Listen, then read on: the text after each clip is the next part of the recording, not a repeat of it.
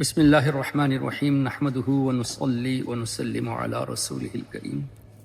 یہ مبارک پہاڑ جبل احد ہے، اور حدیث پاک کی روشنی بھی یہ جبل جنتی پہاڑ ہے، یعنی یہ پہاڑ جنتی پہاڑ ہے۔ حدیث پاک میں اس کو جنتی پہاڑ کہا گیا ہے۔ اور اسی طرح نبی پاک صلی اللہ علیہ وسلم کا مبارک ارشاد کہ احد جبل یحبنا ونحبہ، احد یہ پہاڑ ہم سے محبت کرتا ہے اور ہم اس سے محبت کرتے ہیں۔ تو اس سے یہ بھی پتہ چلا کہ پہاڑ کے دل کی کیفیت بھی نبی پاک صلی اللہ علیہ وسلم جانتے ہیں، اس لیے کہ محبت یہ دل سے کنیکٹڈ ہے۔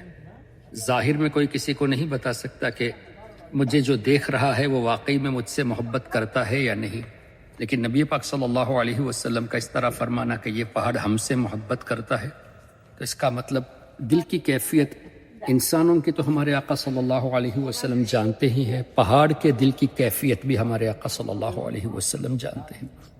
پھر اس میں ایک اور چیز یہ کہ جبل یحبنا، یہ پہاڑ ہم سے محبت کرتا ہے، یحبنی نہیں کہ مجھ سے محبت کرتا ہے، حضور سے تو محبت کرتا ہی ہے، لیکن سرکار علیہ الصلوۃ والسلام کی غلامی کے صدقے میں یہ پہاڑ حضور کے غلاموں سے بھی محبت کرتا ہے۔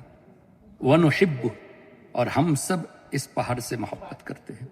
تو یہ پتہ چلا کہ یہ پہاڑ جانتا ہے کون عاشق رسول ہے اور کون گستاخ رسول ہے۔ جو حضور کے سچے غلام ہیں ان سے یہ پہاڑ محبت کرتا ہے۔ اور اس طرح کی باتیں بعض لوگوں کو ہضم نہیں ہوتی کہ پہاڑ یہ کیسے جان سکے، تو ان کے لیے ایک جواب یہ بھی ہے کہ سرکار دو عالم صلی اللہ علیہ وسلم نے حجر اسود کے تعلق سے اس طرح فرمایا۔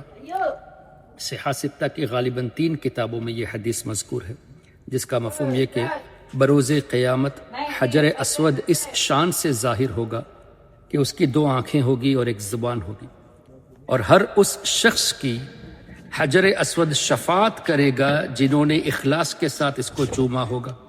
اب کروڑوں لوگ حجر اسود کو چومیں، کروڑوں چوم رہے ہیں اور کروڑوں چومیں گے، لیکن شفاعت تو مسلمانوں کی ہوگی۔ تو اس سے کیا پتہ چلا کہ یہ جنتی پتھر بھی جانتا ہے کہ کون ایمان کی حالت میں دنیا سے گیا، تبھی تو اس کی شفاعت ہوگی۔ تو اللہ تعالیٰ کی قدرت۔ تو جنتی پہاڑ، جنتی پتھر پر کوئی اعتراض نہیں۔ جو مالک جنت ہے ان کے تعلق سے یہ اعتراض کرنا کہ حضور علیہ السلام ہمارے دلوں کے حال سے کیسے باخبر ہے، یہ سراسر احادیث اور قرآن کریم سے غفلت رہنے کا، یعنی صحیح طریقے سے نہ سمجھنے کا یہ نتیجہ ہے۔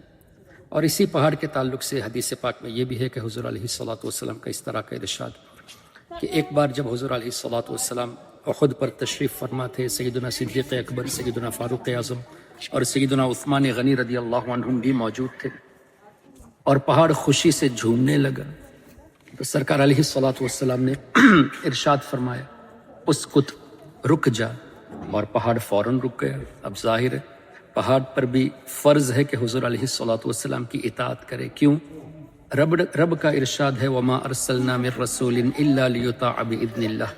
اللہ نے جتنے رسول بھیجے وہ اسی لیے بھیجے کہ ان کی اطاعت کی جائے، آیت کریمہ کا مفہوم۔ تو چاند پر بھی اطاعت فرض، سورج پر بھی اطاعت فرض، پتھر پر بھی اطاعت فرض، پہاڑ پر بھی اطاعت فرض۔ یہی وجہ ہے کہ حضور علیہ الصلوۃ والسلام کا اشارہ پاتے ہی چاند 2 ٹکڑے ہوا، حضور علیہ الصلوۃ والسلام کے حکم سے سورج پلٹ آیا، اور حضور علیہ الصلوۃ والسلام کے حکم سے زلزلہ جس پہاڑ میں تھا، شیک ہو رہا تھا، وہ بھی فوراً رک گیا۔